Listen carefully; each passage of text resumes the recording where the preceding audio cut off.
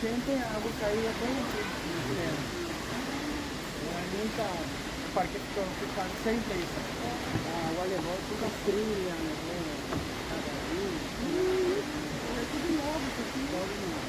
Esse que foi feito depois da enchente, foi tudo. Não tinha madeira, era diferente. Mas foi feito tudo novo, as trilhas, os corrimãos, tudo levou a água levou. Pedra, tem pedra,